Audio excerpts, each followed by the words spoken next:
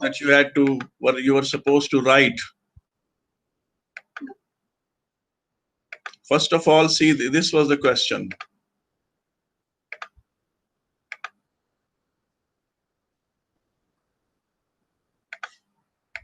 All right. It's coming in front of you. This was the question. It was from June 2011. It was paper 52.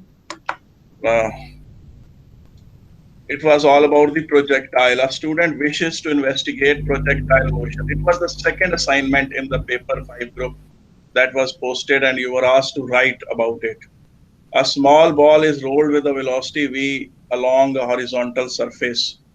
When the ball reaches the end of the horizontal surface, it falls and lands on the lower horizontal surface. The vertical displacement of the ball is P and the horizontal displacement of the ball is Q as shown in the figure 1.1. It is suggested that GQ square is equal to 2PV square, where G is the acceleration of free fall. Okay. Okay, now design an experiment. Design an experiment to investigate how Q, horizontal displacement range, is related to P height and how V may be determined from the result. You should draw a diagram on the page 3 showing the arrangement and of your equipment. In your account, you should pay particular attention to the procedure to be followed, the measurements to be taken, the control of variable, the analysis of the data, the safety precautions to be taken. This was this was the question that was posted. This was the second question that was posted, and the responses that followed were out of 16 students returned the assignment, and then this was the journal procedure that I explained. This was the journal. This was the help extended by me. That's coming right in front of your on your screen. This was the help that I gave some clue that it should be written like this. This should be the method of presenting it, and I just wrote some rough procedure of that. Now, based on that, I got 16 answers. Now, the best one that I'm going to post, I was going to show you 3-4 best answers. Now, this is the experiment written by Mahim Fatima, and you can see that I gave her 14.5 out of 15, and my expression was that it's a very well written experiment. Okay, now let's start reading it. She made a diagram. She showed the circuit of electronic timer separately, and then in this experiment, P is an independent variable. Writing this gives you 1 point. Okay. Writing this fact gives you 1 point. In this experiment, P is an independent variable, the height of projectile. It is the height of table initially, which we will vary by adding wooden boards on the table. यानी हम table के ऊपर ये दिखाएं जरा इस तरह से, ये देखें ये टेबल है ना, ये नीचे ये P की इनिशियल वैल्यू है इस तरह से करके, फिर इसके ऊपर बोर्ड इस तरह से रख लें तो ये आपके पास P की दूसरी वैल्यू आ जाएगी, फिर एक और वुडन बोर्ड इसके ऊपर रख लें और फिर ये P की तीसरी वैल्यू आ जाएगी, फिर एक और वुडन बोर्ड इसके ऊपर रख लें तो ये वुडन बोर्ड थिक एनफ होने चाहिए सो दैट के आपके पास जो P की वैल्यू है, फर्ज करें कि P की स्टार्टिंग वैल्यू 70 सेंटीमीटर है तो फिर 72 सेंटीमीटर या से क्या फर्क पड़ जाता है जी, ब्लॉक लिखने से क्या फर्क पड़ता है? किस से लिखने से? ब्लॉक भी ठीक है, लेकिन अमूमन आप फर्ज करें ब्लॉक ठीक है, बुरा नहीं है, लेकिन ये था कि आप बोर्ड्स रखने ज्यादा बेहतर नहीं है क्योंकि उसके ऊपर आपने इंक्लाइन प्लेन भी तो रखना है ना। ब्लॉक रखने में भी कोई बुरी बात नहीं, रख सकते हैं, ब्लॉक लिख सकते हैं, बोर्ड ज्यादा अच्छा लफ्ज सर। जी जी जी जी सर उल्टा नजर आ रहा है। उल्टा नजर आ रहा है आपको? जी क्या सारों को उल्टा नजर आ रहा है? सर अब ठीक है। अच्छा ठीक, अच्छा सबको, किसी को भाई उल्टा तो नहीं नजर आ रहा सबको? ठीक है, नो अच्छा सर। जी ओके। अच्छा जी, अब उसके बाद ये है कि ये P की ये इस तरह से था और इसके ऊपर फिर इंक्लाइन प्लेन रखना था इस तरीके से, ठीक है कि वापस चलें जनाब क्वेश्चन की तरफ जो था।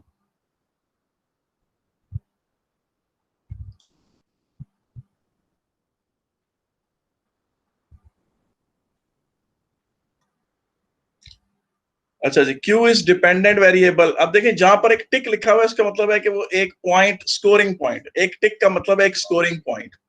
Q is dependent variable. मैं यहां से पढ़ रहा हूं, ये देखें, Q is dependent variable. It is the distance from the point vertically below the edge of the table to the point where ball will fall. इसका मतलब क्या है? ये देखें,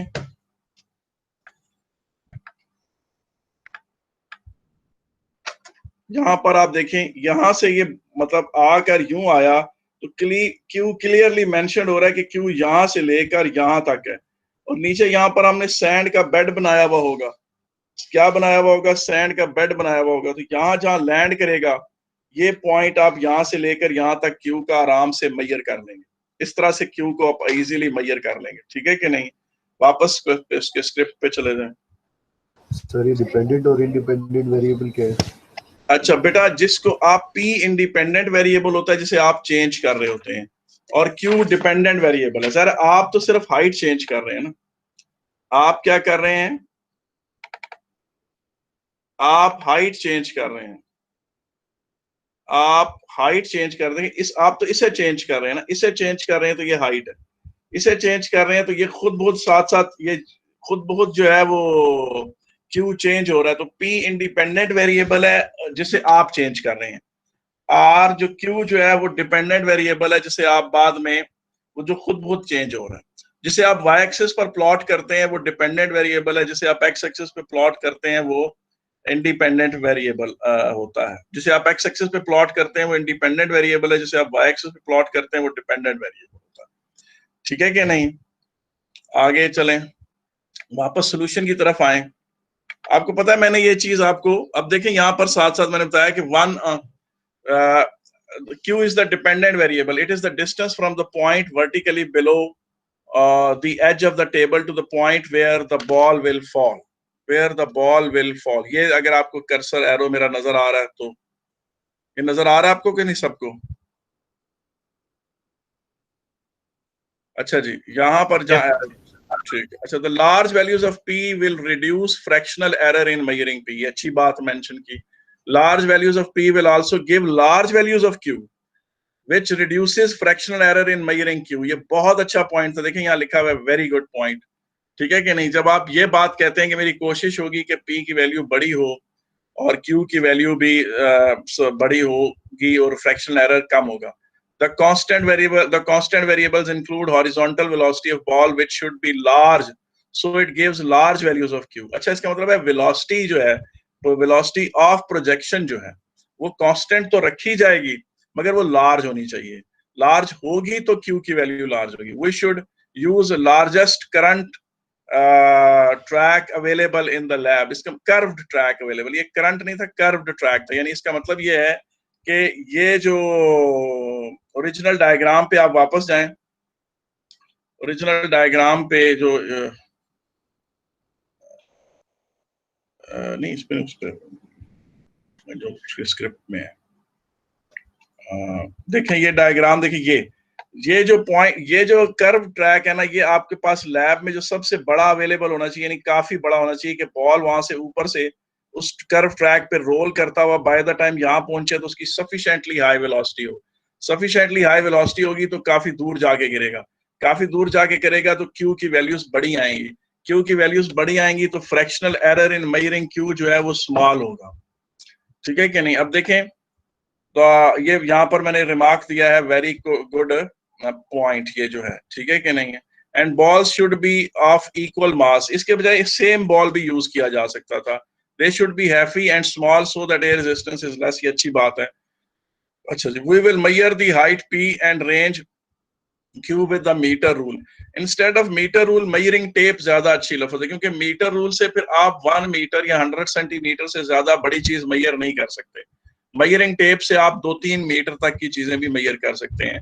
चलें P की वैल्यूज तो चलें मुमकिन है 70 सेंटीमीटर से लेकर 1 मीटर तक की आप हाइट में चेंज करें, लेकिन Q तो 1.5 मीटर तक जा सकता है, तो measuring tape is the best thing.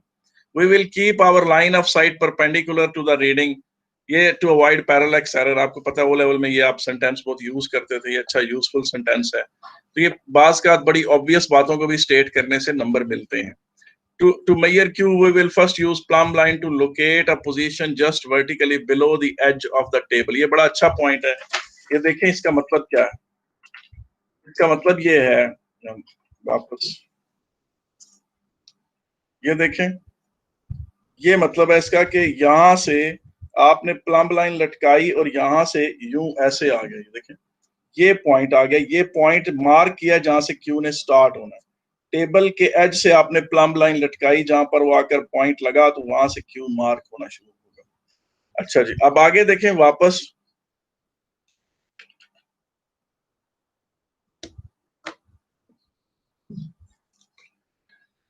अच्छा जी, additionally a curved path is set up in the table and the ball will slide down from it। अच्छा जी ठीक है जी, ये in the, अच्छा जी यहां पर आ जाए। to measure Q we will first use a plumb line, ये तो हो गया जनाब। then we will use meter rule to measure the value of P, ठीक है ना। आगे a curved path will set up on the edge and the ball will slide down from it, this will ensure constant horizontal velocity in all readings। additionally electronic timer and light gates will be used to measure initial horizontal velocity, it should be constant with or within narrow range। ये बहुत प्यारा point. इसका मतलब है कि हर दफा जब projectile अपनी मोशन स्टार्ट करता है तो उसकी शुरू की जो इनिशियल वेलोसिटी है वो कांस्टेंट रहनी चाहिए। अच्छा, अगर हम कांस्टेंट नहीं भी रख सकते, लेट्स से बात का एक्सपेरिमेंटल इनएक्यूरेसीज होती हैं। फर्ज करें यहाँ पर आपने एक रीडिंग में मेजर किया कि इनिशियल एक्सपेरिमेंट रीडिंग आई उसकी 1.5 मीटर पर सेकेंड, अगली दफा आ गई 1.45 मीटर पर सेकेंड, यानी मतलब 1.5 मीटर के प्लस माइनस रेंज में रही तो हम उसको एक्सेप्ट करते रहेंगे। लेकिन अगर वो बहुत ही डिफरेंट हो जाए, 1.2 मीटर आ जाए, 1.5 से काफी दूर आ जाए, तो फिर हम उस रीडिंग को रिजेक्ट कर देंगे, हम उस रीडिंग को नहीं लेंगे। तो ये जो पॉइंट था ये एक इम्पॉर्टेंट पॉइंट। अच्छा जी, आगे चलें जनाब। आप देखें जितनी बातें मैंने पिछले वीडियो में कही थी, इस एक्सपेरिमेंट में माहिन ने सब पॉइंट्स को कवर करने की कोशिश की है। 95%, 96% वो सक्सेसफुल हुई है। उसने वो सारी बातें लिखी हैं जो मैंने कही थी, और उसी से फिर एक्सपेरिमेंट जो है वो बेहतर से बेहतर होता चला गया। Additionally, electronic timer and light gates will be used to measure initial horizontal velocity। मैंने आपको लाइट गेट का सर्किट बना के दिया था, बताया था कि वो किस तरह टाइम मेजर करता है। It should be constant or within the narrow range and we will reject P and Q values in which the horizontal velocity is not constant or deviates from that range। ठीक है ना। We will use time for electronic timer and distance between them। आगे चलते हैं। अगला जो point है वो क्या है,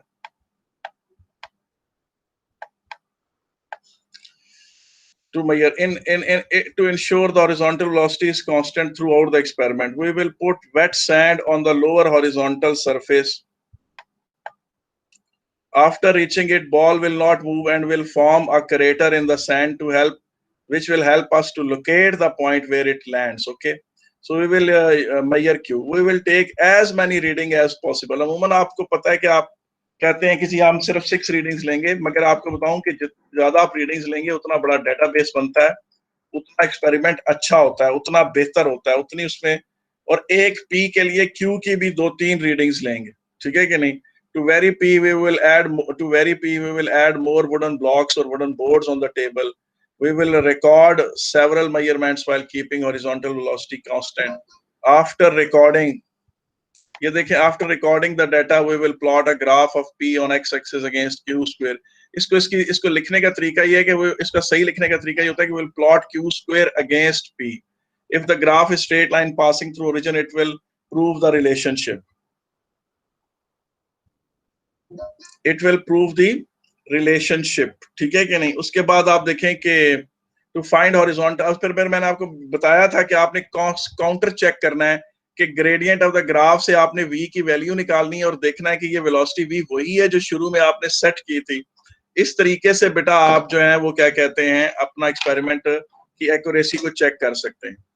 आगे चलें। फिर मैंने आपको याद है कुछ प्रिलिमिनरी वर्क के बारे में भी बात कही थी, आखिर में माइन ने उसको भी इंक्लूड किया है कि I will also conduct some preliminary work to see that P should be changed with what intervals that I may get a detectable change in the values of Q। इस तरह करके से लिखे तो it was a very well written experiment।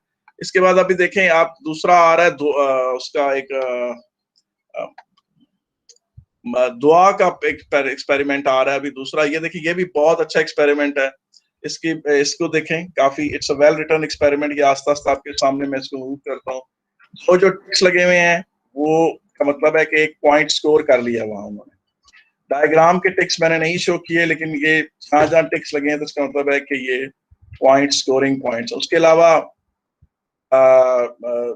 हाँ, उसके बाद देखें जहाँ गुड लिखा हुआ है, उसका मतलब है कि वो पॉइंट काफी अच्छा था जो मुझे पसंद आया। कुछ में कुछ जगहों पर आपको गुड भी मिलेगा। तो इसी तरीके से इसके बाद राहिम कहते हैं, मैंने तकरीबन 5 प्रैक्टिकल्स जो हैं, 5 स्क्रिप्ट जो हैं, वो मैंने आपके सामने रखे हैं। क्या नाम है? Sorry, अ, excuse me, sir. जी जी बेटा, जी जी जी Sir, I'm ji. sorry. Sir, I'm sorry, but the connection has timed out, and there's been some internet problems, and I have not been able to hear what you just said in the last five minutes. Could you please repeat it? This video is being recorded, and you'll get the recording of this video soon. By tonight 9 o'clock you'll get the recording of this. What I am saying is, I'm just telling that these were the 5 different scripts that are shared with you people on the WhatsApp group, and you should go through all these 5s. And you should also, if you want some answer which has scored low, I can also show you that as well, so that you should see that what is the difference between a very well written experiment and a poorly written experiment. Although that I haven't shared the scripts of the students on the or those students on WhatsApp group which have scored very low, for example 7 out of 15 or 8 out of 15. I haven't shown their scripts, but I do want it to, so that you can get a good comparison.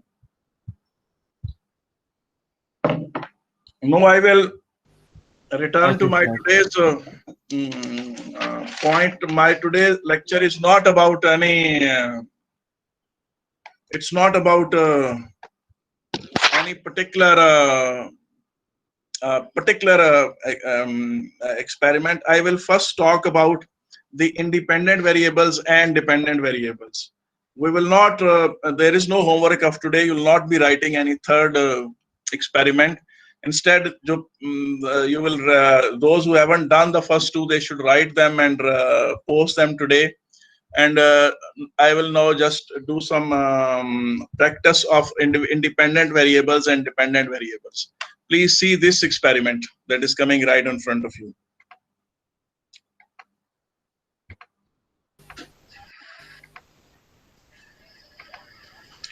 Okay, a student is investigating the motion of a wooden block on an inclined plane, as shown in the figure 1.1.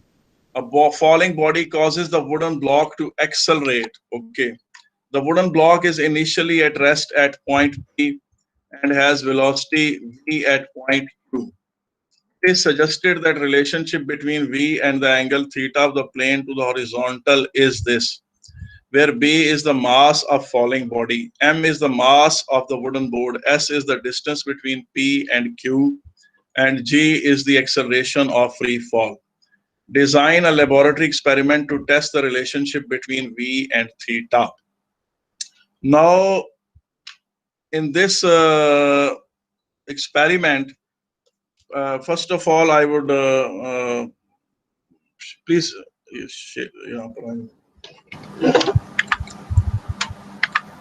इसमें यहाँ देखें कि ये इस तरह से है कि एक इंक्लाइन प्लेन है, इस पे एक बॉडी एक्सेलरेट करके यूं गई है, उसकी एक वेलोसिटी v उसने अचीव की। उसके बाद आपने इस एंगल को चेंज करना है, फिर इस तरह चेंज करना है इंक्लाइन बोर्ड को, और उसके बाद आपने वेलोसिटी मेजर करनी। अब मेरा आपसे क्वेश्चन ये है कि ये एक्सपेरिमेंट आज हम पूरा नहीं पढ़ेंगे, हम सिर्फ इसमें इंडिपेंडेंट वेरिएबल और डिपेंडेंट वेरिएबल्स को देखें। इंडिपेंडेंट वेरिएबल क्या है इसमें, इसको वापस देखें, ये क्वेश्चन को दोबारा देखें। थीटा, मैंने इसमें इंडिपेंडेंट वेरिएबल क्या है। अच्छा देखें बेटा, जो बच्चे हैं ना फर्दर मैथ की क्लास वाले, या जिन्होंने ऑलरेडी पेपर्स में पेएस में 50 से ऊपर नहीं है, वो प्लीज अभी ना आंसर दें, बाकियों को बोलने दें। जी बेटा, जी मुझे बताएं कि इसमें थीटा क्या है। इसमें सॉरी थीटा नहीं, मैंने पूछा इसमें इंडिपेंडेंट वेरिएबल क्या है। इसमें इंडिपेंडेंट वेरिएबल थीटा है, ये एंगल ऑफ इंक्लिनेशन जो है। इसमें इंडिपेंडेंट वेरिएबल क्या है? थीटा। और इसमें डिपेंडेंट वेरिएबल क्या है जनाब? जी अच्छा बताओ।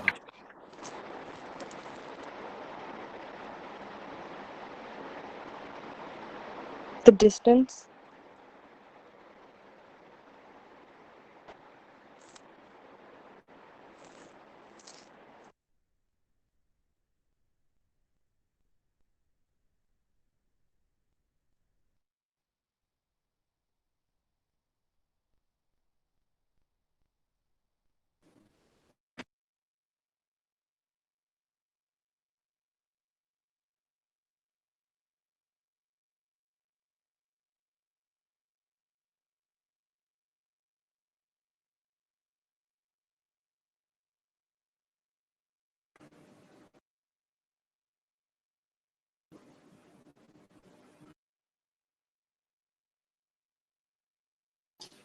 सर आपको माइक्रोफोन म्यूट है।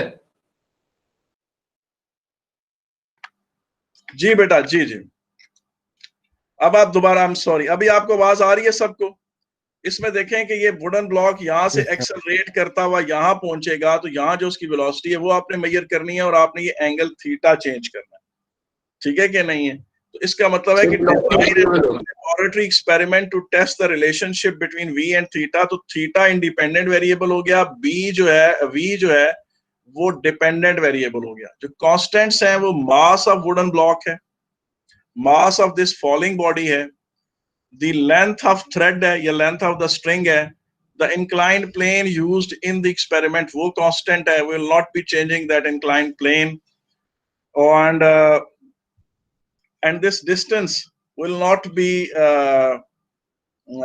changing this distance. If we yes, this will also be constant because it is appearing in the equation.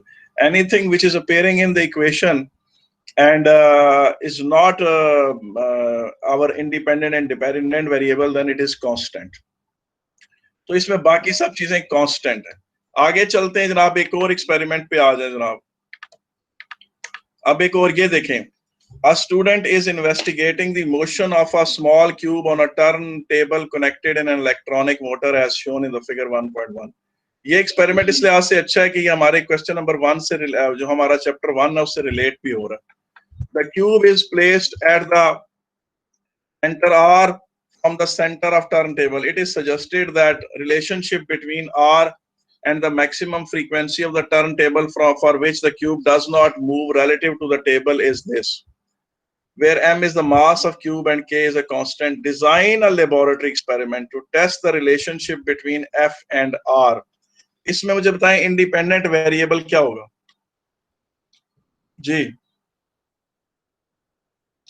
इसमें से इंडिपेंडेंट वेरिएबल को बताएं कौन हो? मलिहा आप बताएं क्या होगा बेटा इसमें? आप इसको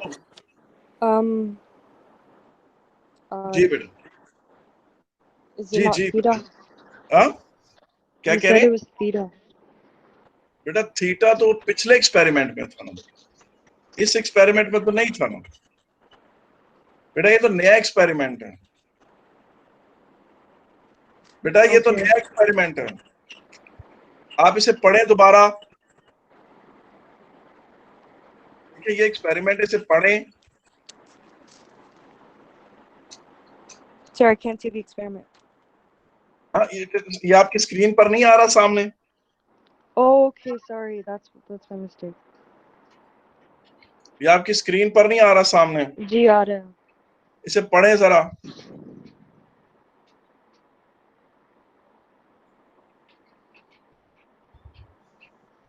फखर आप बताएं बेटा। R is the independent one? जी, आर इंडिपेंडेंट, हाँ जी बिल्कुल ठीक है। और क्या डिपेंडेंट है? F.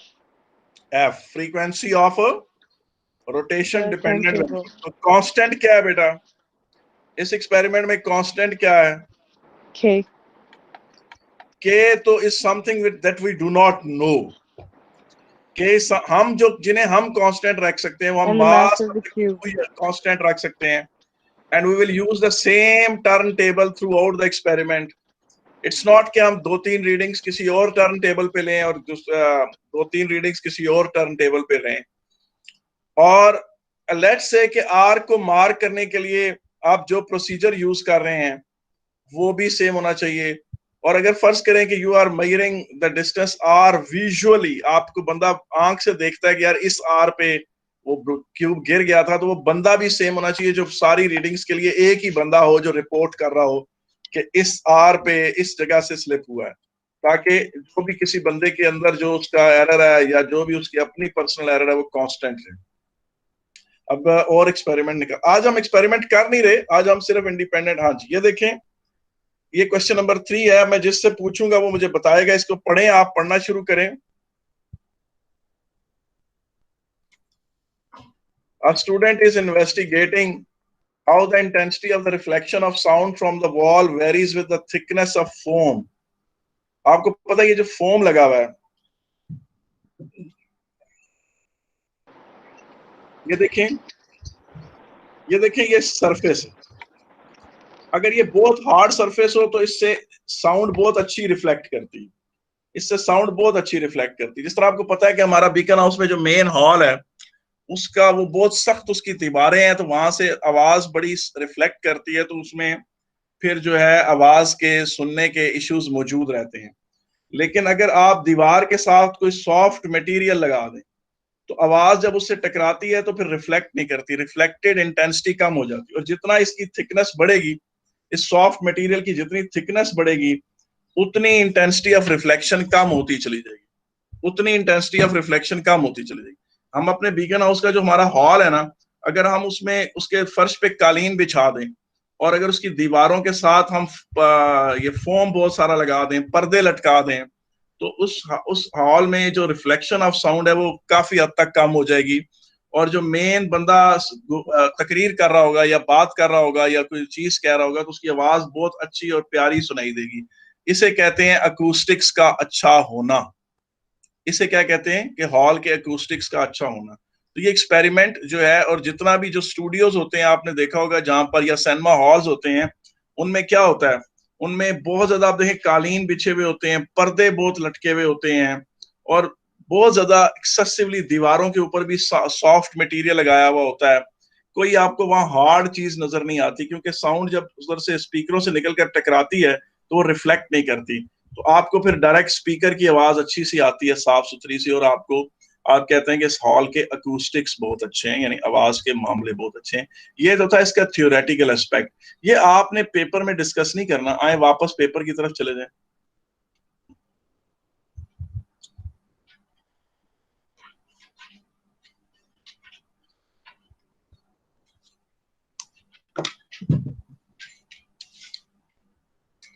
It is suggested that intensity of reflected sound is related to the thickness T of the foam by relationship.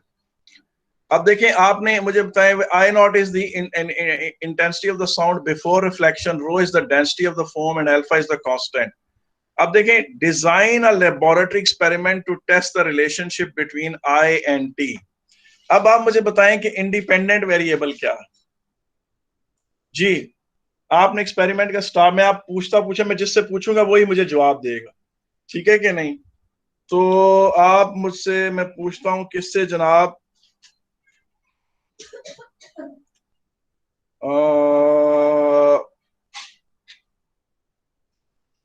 Ismail the great, मेरा प्यारा बेटा, बोलो बेटा कि इसमें इंडिपेंडेंट वेरिएबल क्या है? सर जरा क्वेश्चन रिपीट कर दे। ये देखो तुम्हारे सामने ये आ रहा है, ये स्क्रीन सर आ नहीं रही आ है? रहा क्वेश्चन। नहीं सर अभी नहीं आ रहा। आप चेक करें, देखेंगे आ रहा है सबके तुमने साथ। तुमने सर को पिन किया होगा, अनपिन करोगे तो स्क्रीन आ जाएगी। देखो जरा, आया इस्माइल तुम्हारे सामने क्वेश्चन के नहीं? जी सर आप आया, इसे पढ़ो जरा, क्या कहता है? सर अभी तक नहीं स्टूडेंट, आया सर। हाँ, एक मिनट सर।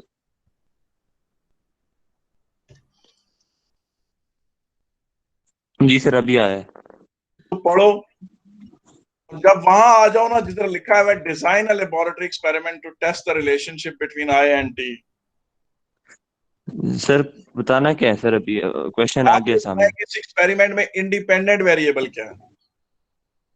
सर ये हाँ, सर आई इंडिपेंडेंट है। नहीं, थिकनेस ऑफ द फोम। देखो ना, आपके पास आपका इख्तियार किस पर? आपका इख्तियार तो फोम पर है ना, कि आप एक थिकनेस का फोम लें, फिर एक और आप फर्ज करें, आप कहते हैं जी मेरे पास 2 सेंटीमीटर थिक फोम है, फिर 3 सेंटीमीटर थिक फोम है, 4 सेंटीमीटर थिक फोम है, 5 सेंटीमीटर थिक फोम है। ये इंडिपेंडेंट वेरिएबल है, जहां पर ये एरो आ रहा है कि नहीं इधर आ रहा सामने, जी ये जिसको मैंने शेड किया है थोड़ा सा, तो ये आपके सामने कर्सर पे एरो मूव कर रहा है कि नहीं कर रहा? ये देखें, ये थिकनेस यस सर। इंडिपेंडेंट है। अब जो फिर इधर से आवाज आकर टकरा कर यहां से रिफ्लेक्ट करके वापस गई है, तो उसकी रिफ्लेक्टेड साउंड की जो इंटेंसिटी है वो आई है। तो ये डिपेंडेंट वेरिएबल, ये क्या है? Dependent variable. डिपेंडेंट। और बाकी चीजें कांस्टेंट क्या है? ये वाला मटेरियल जो है ये कांस्टेंट होना चाहिए, सारे फोमों की एक जैसी डेंसिटी होनी चाहिए, और जो इनिशियल इंटेंसिटी थी जिसके साथ आपने साउंड जनरेट की थी वो कांस्टेंट होना चाहिए। सर दोबारा प्लीज रिपीट कर लें कि इंडिपेंडेंट कौन सा है और डिपेंडेंट कौन सा है। इधर देखें बेटा, इसमें जो ये थिकनेस है ना, thickness of the foam independent variable है। बेटा थिकनेस ऑफ द फोम क्या है? इंडिपेंडेंट वेरिएबल है।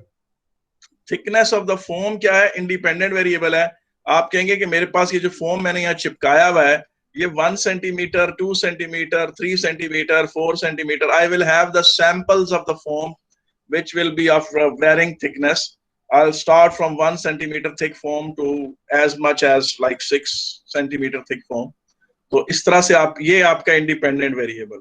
और डिपेंडेंट वेरिएबल जो है ना, intensity of the reflected sound. ये देखें मेरे, ये जो एरो की मूवमेंट देखें कि आवाज आई, यहां से आके टकरा कर जो वापस गई, तो रिफ्लेक्टेड साउंड की जो इंटेंसिटी है ना बेटा, वो कहलाती है क्या कहते हैं, क्या नाम है, डिपेंडेंट वेरिएबल। और इसमें कांस्टेंट्स क्या है? उन फॉर्म्स की डेंसिटी कांस्टेंट है, और इनिशियल इंटेंसिटी जो है साउंड की, जो इससे आकर टकराई है, वो कांस्टेंट। ठीक है कि नहीं है? ये बेटा सारा बात। अब मुझको मसला तो नहीं है, ठीक है कि नहीं? जी सर, थैंक यू। अच्छा जी, आगे चलते हैं। अगला एक और एक्सपेरिमेंट में आपके सामने लेकर आता हूं। ये देखें, ये सबके सामने आ गया है कि नहीं आया?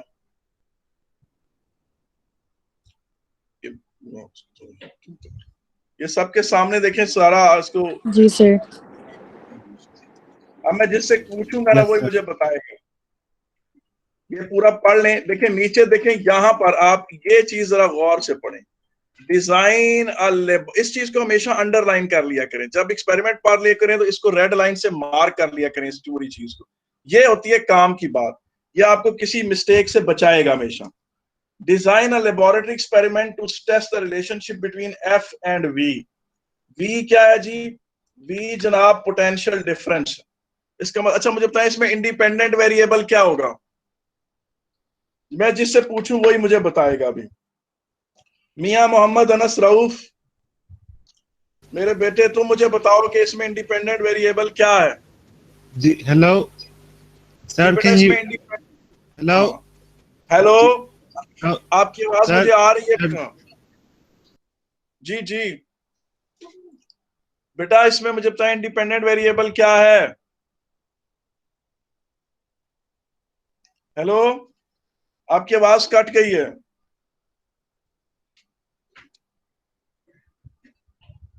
अच्छा जी, चलें इस तरह से कर लेते हैं, अब्दुल्ला नवाज से पूछ लेते हैं। अब्दुल्ला नवाज, यार इसमें कौन इंडिपेंडेंट वेरिएबल है?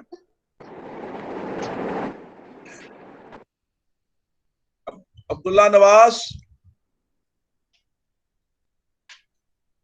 अब्दुल्ला नवाज भी इस वक्त मौजूद नहीं है। अच्छा जी, अब आगे देख लेते हैं। आप मुझे बताएं, हेलो क्या कहते हैं।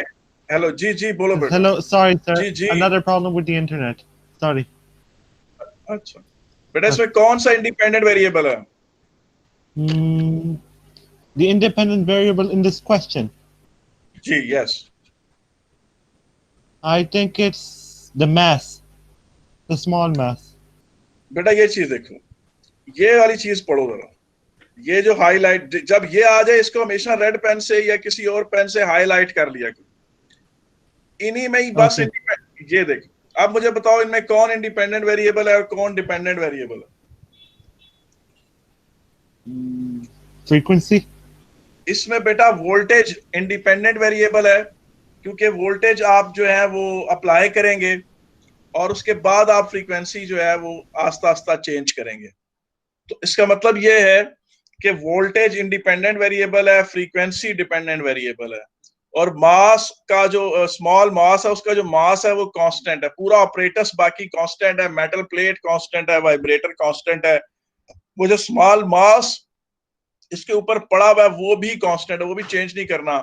और वो बंदा जो डिसाइड करेगा कि स्मॉल मास अब उछलना शुरू हो गया, वो भी कांस्टेंट है, क्योंकि एक ही बंदे ने फैसला करना है कि जी इस फ्रीक्वेंसी को नोट कर लें। ये नहीं है कि 3 रीडिंग्स जो है वो अली ने की और 2 रीडिंग्स जो है वो उस्मान ने की और 4 रीडिंग्स जो है वो किसी और ने की। जो उस बच्चे ने ये डिसाइड करना है कि मेटल प्लेट से अब स्मॉल मास उछलना शुरू हो गया, वो बच्चा भी कांस्टेंट होगा, उसी की एक के ही बंदे की डिसीजन ली जाएगी थ्रू आउट। तो आए जरा जनाब चलते हैं एक और एक्सपेरिमेंट सर की। ये कैसा पॉइंट हुआ कि बंदे को भी सेम होना चाहिए? यार देखो ना, जिस तरह फर्ज करो तुम लोगों के पेपर्स मेरे पास आ जाते हैं चेक करने के लिए, अगर मेरी आधी क्लास के पेपर मैं चेक करता हूं और आधी क्लास के पेपर कोई और टीचर चेक करता है, वो या मैं किसी और से चेक करवाता हूं, तो वो गलत बात है। एक अगर मैं फर्ज करो आपके, मैंने सबके टेस्ट लिए हैं, 35 आप स्टूडेंट्स आपने मुझे टेस्ट दिए हैं, तो सारों के पेपर मुझे ही चेक करने चाहिए, क्योंकि एक सेंस ऑफ असेसमेंट एक बंदे की होती है। इसी तरह से किसी एक्सपेरिमेंट में अगर फर्ज करो कि आप, एक बंदा है वो नोट कर रहा है कोई मूविंग चीज को, और मूविंग चीज पर उसने क्या कहते हैं डिसीजन देना है कि यार ये चीज अब उछलना शुरू हो गई है और हम ये फ्रीक्वेंसी नोट कर लें, तो वो फिर एक ही बंदा हो, उसी की सेंस ऑफ जजमेंट पर आप रिलाई करें थ्रू आउट द एक्सपेरिमेंट। अगर वो फर्ज करो वो बच्चा जो है उसके जजमेंट में कोई सिस्टमैटिक एरर है तो वो कांस्टेंट रहेगा। फर्ज करें वो बच्चा बाय नेचर स्लो है और वो हर रीडिंग को 0.5 सेकंड्स लेट रिकॉर्ड कर रहा है, तो सारी रीडिंग्स भी 0.5 सेकंड्स लेट रिकॉर्ड होंगी, और ये चीज जो है वो ग्राफ बनाउट करते हुए आइडेंटिफाई हो जाएगी। ठीक है ना? तो जो बंदा ऑब्जर्वेशन ले रहा होता है उसका कांस्टेंट होना भी बड़ा जरूरी होता है। लेकिन ये आपने हर जगह नहीं ठोक देना, ये उधर जिधर मेंशन करना जहां कोई मूविंग चीज की रीडिंग ले रहे हो, यानी जिसमें बंदे का देखना, गौर से देखना बड़ा इंपॉर्टेंट हो, सिर्फ उस एक्सपेरिमेंट में इस बात को मेंशन करेंगे, हर जगह नहीं करेंगे। वोल्ट मीटर की रीडिंग या एम मीटर की रीडिंग में ये बात नहीं लिखेंगे। अच्छा जी, आप देखें, अब ये एक्सपेरिमेंट एक और आपके सामने आ गया है, इसे पढ़ते चले जाएं, इस चीज को हाईलाइट कर दें, इसको यहां तक बस। अब मैं जिससे क्वेश्चन पूछूं वही मुझे जवाब देगा।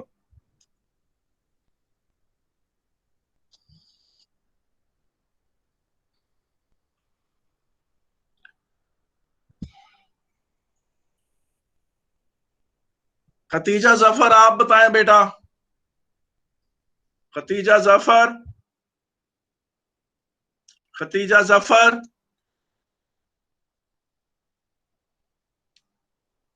Are you listening to me?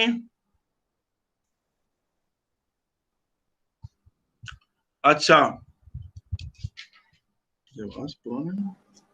अच्छा ठीक है, खतीजा ने जवाब दे दिया है कि वेवलेंथ इंडिपेंडेंट है। बिल्कुल ठीक बेटा, तुमने जवाब दिया है कि वेवलेंथ इंडिपेंडेंट है। और अब मैं पूछता हूं कि जी डिपेंडेंट वेरिएबल क्या है? कोई अब्दुल्ला बताए, माशाल्लाह क्लास में अब्दुल्ला बहुत हैं, कोई अब्दुल्ला बताए कि जनाब कि डिपेंडेंट वेरिएबल कौन है अब्दुल्ला शमीम के अलावा? कोई और अब्दुल्ला बताए अब्दुल्ला शमीम के अलावा कि जनाब डिपेंडेंट वेरिएबल क्या है इसमें?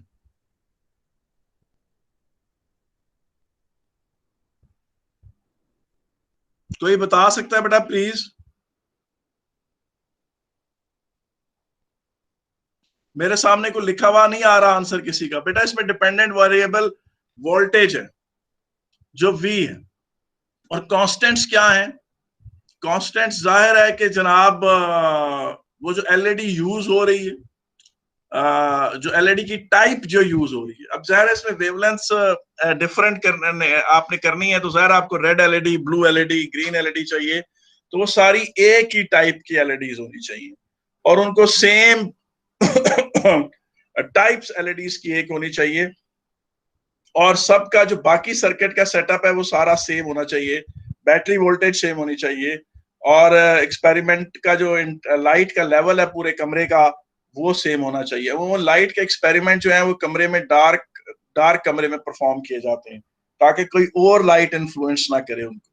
तो वो जो लेवल ऑफ डार्कनेस है वो कांस्टेंट होना चाहिए और बाकी जो भी चीजें आपने मसलन इसमें नंबर एन जो है, व्हाट इज एन, अच्छा you have to measure N, ठीक है बेटा, ये चीज यहां तक होगी। आगे चलें, एक और एक्सपेरिमेंट आपके सामने लेकर आते हैं। जी जी जी जी सर ये इंडिपेंडेंट क्यों है अभी और वो लैम्डा? हाँ सर, मैं भी ये ये पूछ वेवलेंथ रहा था। आप चेंज करेंगे ना, ये वी आप होना चाहिए इंडिपेंडेंट। कभी सर आप हम तो red voltage LED change use करेंगे करेंगे, ना। कभी आप ब्लू एलईडी सर हम तो वोल्टेज चेंज करेंगे। नहीं नहीं नहीं, आप इसमें से एक मिनट है,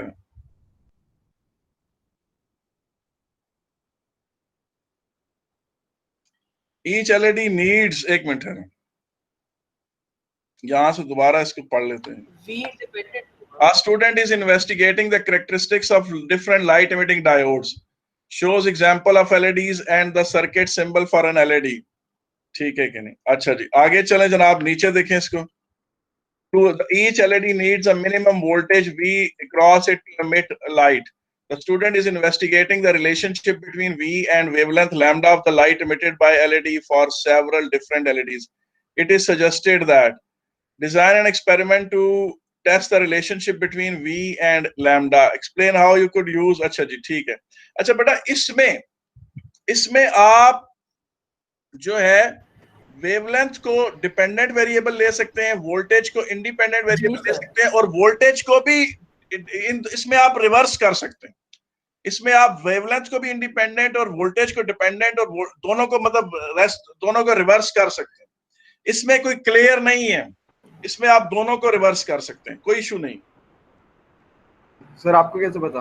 कैसे आप सर? आप जरा गौर करें, आप जरा गौर करें कि आपने वोल्टेज और वेवलेंथ में आप यही कर सकते हैं ना कि आप वेवलेंथ मेजर करेंगे और जाहिर है कि जो एलईडीज है ना, एक बात याद रखें, जब आप बाजार से एलईडीज खरीदने जाएंगे तो आप देखेंगे कि उनके ऊपर लिखा हुआ होगा कि वो रेड एलईडी है, ब्लू एलईडी है, ग्रीन एलईडी है।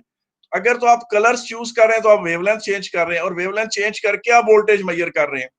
आप ये भी कर सकते हैं कि जी अच्छा मैंने नोट किया कि वो किस वोल्टेज पे वो लाइट इमिट करती थी और फिर उस लाइट जो इमिटेड लाइट है उसकी वेवलेंथ मैंने डायफ्रैक्शन ग्रेटिंग से मेजर की।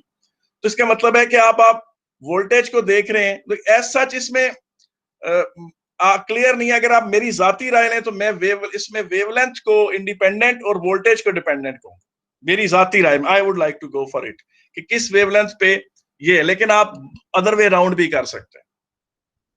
ठीक है कि नहीं? तो सर आप इन शॉर्ट सिर्फ मतलब वेवलेंथ को आप एज अ मतलब डिफरेंट एलईडी ले रहे हैं, जैसे आप ब्लू एलईडी इस्तेमाल कर रहे हैं, तो इसलिए आप मतलब कि आपने वेवलेंथ सेलेक्ट कर ली पहले से ही 450 नैनोमीटर के लगभग। हाँ, मतलब दूसरा आपने कोई और जैसे दूसरे कलर की एलईडी आपने यूज की, इसीलिए आप कह रहे हैं कि वेवलेंथ इंडिपेंडेंट है, कि आपने अपनी तरफ से लगाई है वो। हाँ ये मैं, ठीक है। अच्छा आप और कोई एक प्रैक्टिकल अभी आपके सामने एक और आता है, देखें जरा। आज बेटा हम प्रैक्टिकल कर नहीं रहे, हम सिर्फ देख रहे हैं कि इंडिपेंडेंट वेरिएबल क्या है, डिपेंडेंट वेरिएबल क्या है। इसमें आप जरा पढ़ें सारे को।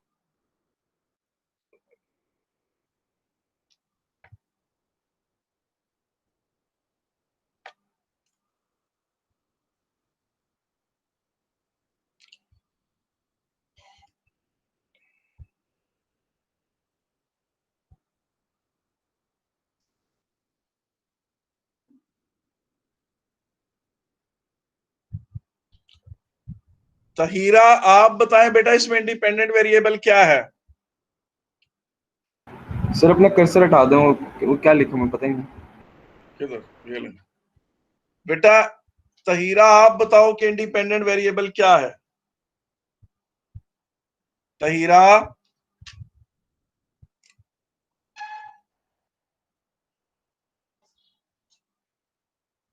शाबाश, तहीरा ने ठीक जवाब दिया है। तहीरा ने जवाब दिया थीटा। शाबाश। अच्छा जी, उसके बाद आगे देखें, मेरा क्वेश्चन जिससे पूछता हूं, तहामी आप बताएं कि इसमें डिपेंडेंट वेरिएबल क्या है, इसमें डिपेंडेंट वेरिएबल क्या है बेटा? जी तहामी टाइप करके जवाब दे दें या ऊंचा बोल के बता दें। जी तहामी ने भी जवाब ठीक दे दिया, एक्सेलरेशन उसने टाइप करके बता दिया। इसमें जो कांस्टेंट्स हैं वो क्या होंगे, मैं पूछता हूं उससे। फहद नुमान आप बताएं कांस्टेंट्स क्या हैं इसमें? जी बेटा इसमें कांस्टेंट्स क्या हैं? अल्लाह के नेक बंदो, इसमें कांस्टेंट्स क्या हैं?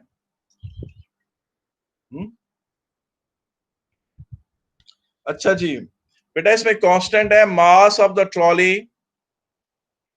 The inclined plane used in this experiment, the force that is applied to move the trolley. Sir incline, sir अगर आप कह रहे हैं कि थीटा इंडिपेंडेंट है तो फिर आप ये कैसे कह सकते हैं कि इंक्लाइन प्लेन कांस्टेंट है? अगर उसका एंगल चेंज होता रहेगा तो इंक्लाइन प्लेन कांस्टेंट से मुराद है कि वो बोर्ड जिस पर आप ट्रॉली को मूव करवा रहे हैं वो कांस्टेंट है। ये नहीं है कि 3 रीडिंग्स तो आपने किसी और इंक्लाइन प्लेन पे बोर्ड पे रख के ली और 4 रीडिंग्स, बाकी 4 रीडिंग्स किसी और बोर्ड पे रख दी। ये जो इंक्लाइन प्लेन वाला बोर्ड इस्तेमाल, मेरा कहने का मतलब है कि ये जो बोर्ड इस्तेमाल करेंगे, ज़ाहिर ये वुडन बोर्ड होगा, इस वुडन बोर्ड को भी पूरे एक्सपेरिमेंट में तो एंगल कैसे चेंज करेंगे?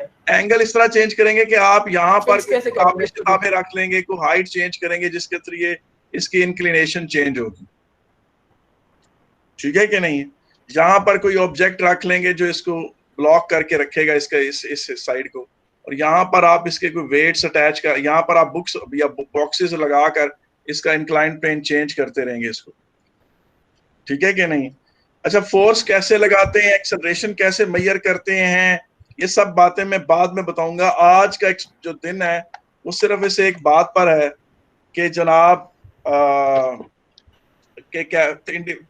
प्रैक्टिकल में ये पहचानना। अब ये देखें, ये एक एक्सपेरिमेंट है, इस पूरे को देखें और इसमें भी फिर वही बात आ जाती है कि जब लफ्ज वो बोले डिजाइन, वहां से आप खुद, आपके पास जो भी पेन हो आप अंडरलाइन करें उसको यहां तक, और आप देखें।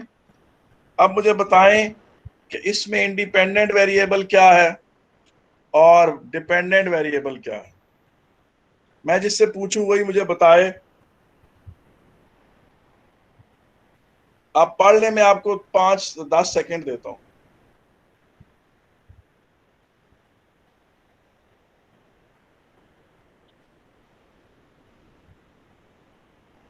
सरमद असद द ग्रेट, सरमद सखी द ग्रेट, बोलो मेरे बेटे, बताओ इसमें इंडिपेंडेंट वेरिएबल क्या है, डिपेंडेंट वेरिएबल क्या है?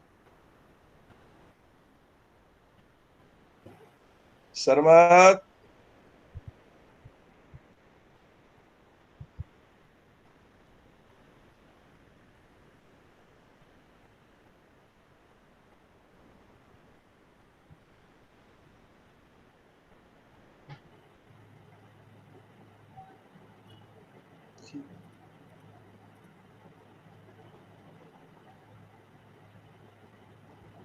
रामेश आप बता दो बेटा, रामेश द ग्रेट बॉय, तुम बता दो।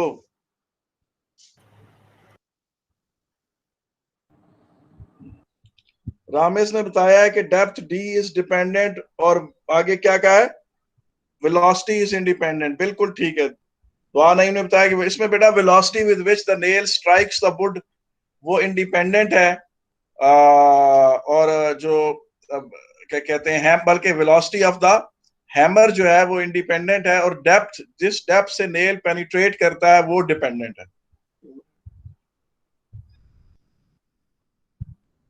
ठीक है। और बेटा इसमें कांस्टेंट्स क्या होंगे, the type of would used, जो वुड यूज हुई है वो कांस्टेंट है, the type of nail used वो भी कांस्टेंट है, और यही दोनों इसके मेन कांस्टेंट हैं। And angle at which the nail penetrates the wood, it should be 90, it should remain constant. ऐसी कोई रीडिंग जिसमें नेल टेढ़ी होकर वुड में दाखिल हो रही हो, वो रीडिंग रिजेक्ट कर देंगे हम लोग। बेटा this brings our topic to an end. आज के दिन कोई होमवर्क नहीं है, स्वाय इसके कि पुराने दोनों होमवर्क प्लीज करके जो है वो सबमिट करा दें जिन्होंने अभी तक नहीं सबमिट कराए। अल्लाह हाफिज बेटा, अस्सलाम वालेकुम। सर जी सर मुझे अभी तक वो बात समझ नहीं आई, वोल्टेज और लैम्डा। बेटा देखो ना, मेरी बात सुनो। पहली बात तो ये, अगर तो तुमने खरीदी है एलईडीज, एक ब्लू एलईडी खरीदी है, एक रेड एलईडी खरीदी है, एक ग्रीन एलईडी खरीदी है, तो तुमने पहले से ही वेवलेंथ तो खुद चूज करनी है। अगर वेवलेंथ खुद चूज किए तो ये इंडिपेंडेंट वेरिएबल है।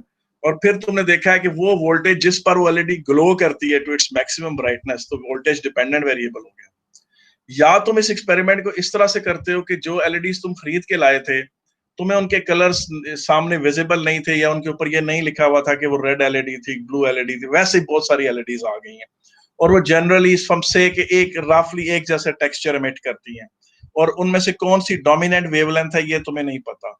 तो तुम ये करते हो कि उनको सर्किट में लगाते हो और उनकी वोल्टेज इंक्रीज करते करते चले जाते हो टिल वो लाइट एमिट करती है, और फिर एमिटेड लाइट को तुम डायफ्रैक्शन ग्रेटिंग से देखते हो एग्जैक्टली कि कौन सी वेवलेंथ है। तो अब यहाँ पर तुम वोल्टेज को पहले देख रहे हो और वेवलेंथ को बाद में मेजर कर रहे हो। तो इसका मतलब है कि ये चीज है कि आप इसमें ये डिबेटेबल है कि आप इंडिपेंडेंट वेरिएबल और डिपेंडेंट वेरिएबल किसको ले सकते हैं। मेरी बात समझ में आई कुछ के नहीं आई? देखो ना, अगर तो तुमने बाजार गए और उसने तुम्हें एलईडीज दी, तुमने खरीदी, उन पे लिखा है कि जी ये रेड एलईडी है, ये ब्लू एलईडी है, ये ग्रीन एलईडी है, तो तुमने वेवलेंथ तो खुद ही शुरू में ही चेंज कर दी ना अपनी मर्जी से। जब तुम रेड एलईडी लगा रहे हो तो तुम्हें पक्का पता है कि ये 660 नैनोमीटर के रफली आगे पीछे इसकी वेवलेंथ होगी। उसको तुम फर्दर डायफ्रैक्शन ग्रेटिंग से कंफर्म भी कर सकते हो मेजर करके। लेकिन ये है कि फिर तुम मेजर करते हो वो वोल्टेज जिस पर वो मैक्सिममली ब्राइटली लाइट प्रोवाइड करती है और वो वोल्टेज नोट करते हो। तो तुम यहाँ पर वेवलेंथ को पहले कंट्रोल कर रहे हो और फिर वोल्टेज मेजर कर रहे हो। तो इसमें वेवलेंथ इंडिपेंडेंट वेरिएबल हो गया और वोल्टेज डिपेंडेंट वेरिएबल हो गया। ये एक एस्पेक्ट है।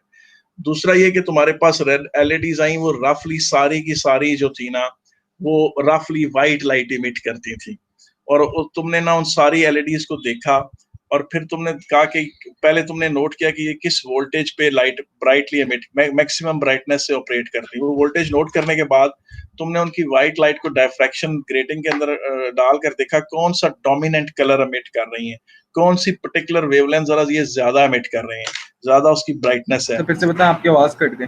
मैंने कहा कि अगर फर्ज करो कि तुम सबसे पहले मैंने अपने अपने सारी बात सुनी है, ये कहाँ से कटी आवाज आपको? हेलो, कहाँ से शुरू करूं तो ये दोबारा? वाइट लाइट से वाइट। फर्ज करो तुम सर वाइट लाइट ऐसी एलईडीज लेकर आए हो जो व्हाइट लाइट एमिट करती हैं, और व्हाइट लाइट में वो किसी खास पर्टिकुलर वेवलेंथ को जरा ज्यादा एमिट करती हैं और बाकियों को नहीं एमिट करती। अब तुम्हें कुछ पता नहीं है कि वो कौन से वेवलेंथ को डोमिनेंटली एमिट करती हैं, तो तुमने सबसे पहले उनको सर्किट में जोड़ा, वोल्टेज आस्ता आस्ता इंक्रीज करना शुरू की, हत्ता कि एक पर्टिकुलर वोल्टेज पे तुमने फील किया कि अब एलईडी मैक्सिमम अब इंटेंसिटी के साथ ग्लो कर रही है, तुमने वोल्टेज मेजर कर ली। फिर तुमने उसकी जो एमिटेड लाइट थी उसको डायफ्रैक्शन ग्रेटिंग में डाला, या कोई ऐसा वेवलेंथ मेजरिंग इंस्ट्रूमेंट बताया जिसने तुम्हें बताया कि इसकी एमिट तो ये सारे कलर्स ही कर रही है, लेकिन इसमें पर्टिकुलर वेवलेंथ ये जरा ज्यादा डोमिनेंटली एमिट कर रही है। तो उसमें फिर तुम्हारा वोल्टेज इंडिपेंडेंट वेरिएबल हो जाएगा और वेवलेंथ डिपेंडेंट वेरिएबल। ठीक है कि नहीं? इसमें बेहतर कौन सा है, किसको इंडिपेंडेंट बनाए? तो मैंने आपको बताया ना कि इसमें आप किसी को भी इंडिपेंडेंट और डिपेंडेंट रख सकते हैं। मेरी जाती राय में वेवलेंथ को इंडिपेंडेंट रखना चाहिए। ठीक है कि नहीं?